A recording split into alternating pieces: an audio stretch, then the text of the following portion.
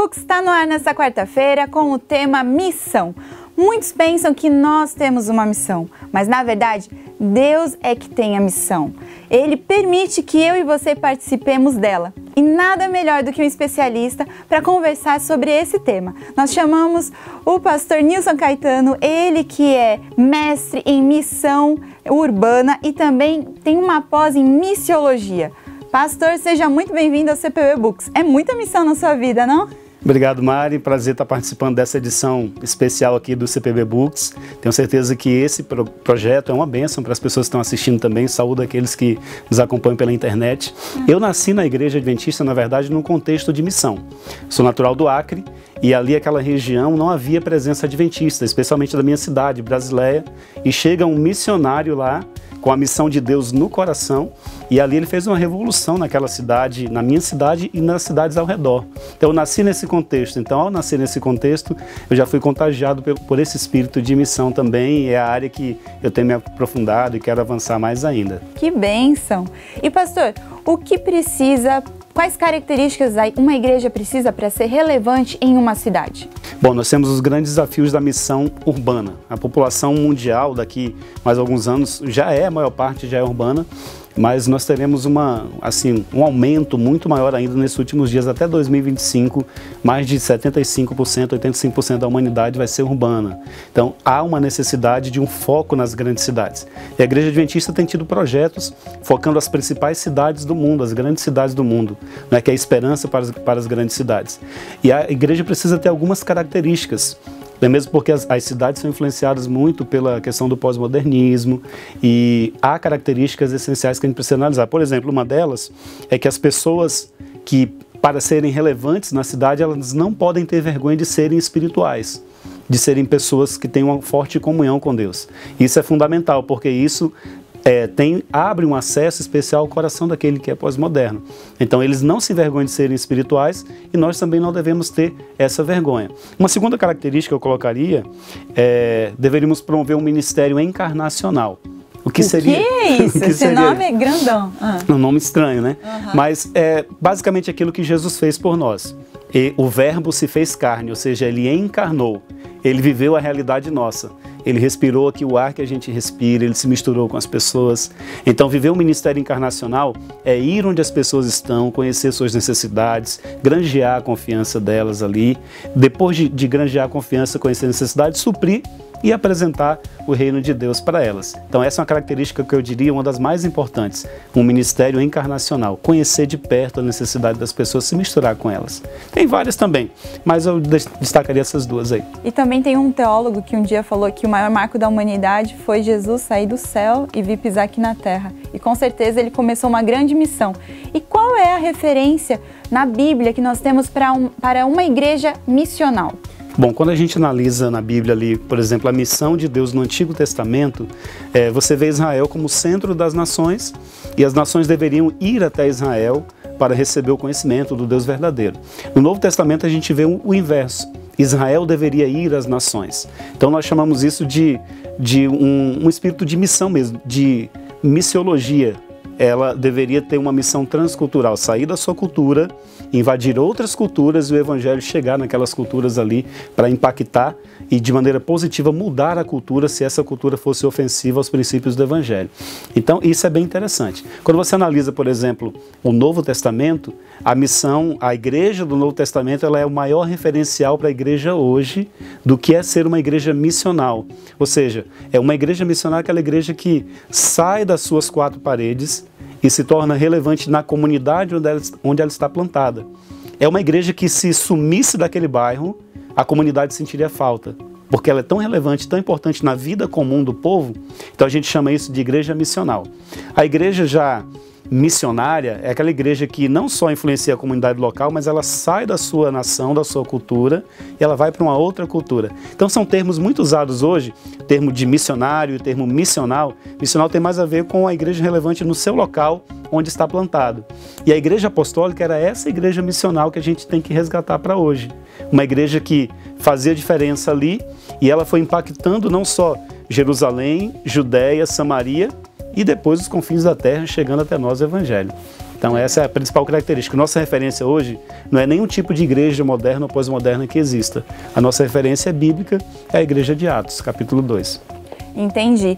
E Ellen White, a autora norte-americana, ela tem alguma relação com a igreja, com essa visão missional?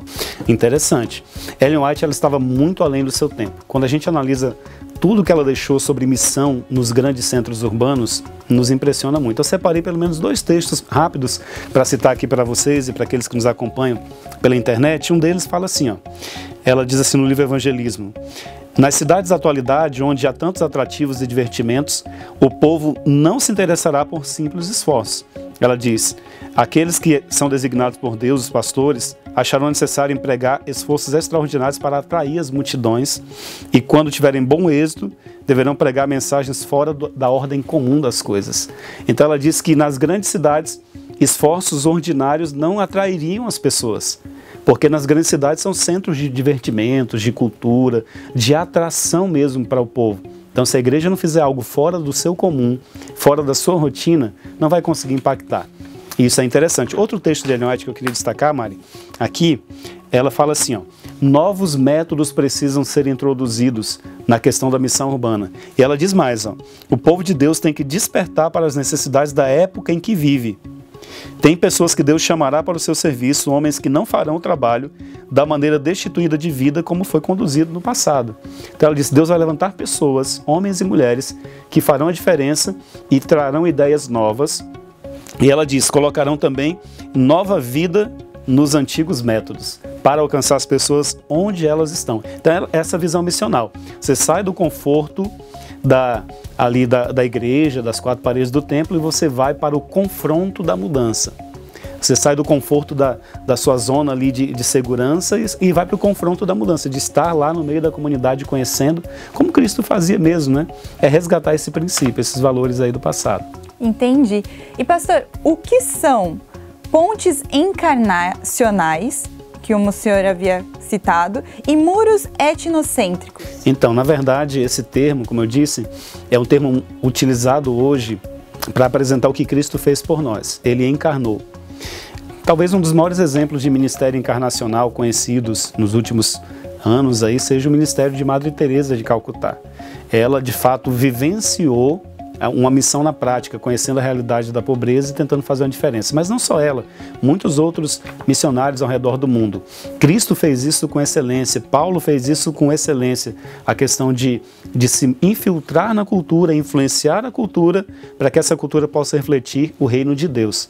Eles não eram influenciados por elementos negativos da cultura, mas eles influenciavam positivamente, e ali o reino de Deus era implantado no coração. Então, um ministério encarnacional é esse ministério que Cristo fazia.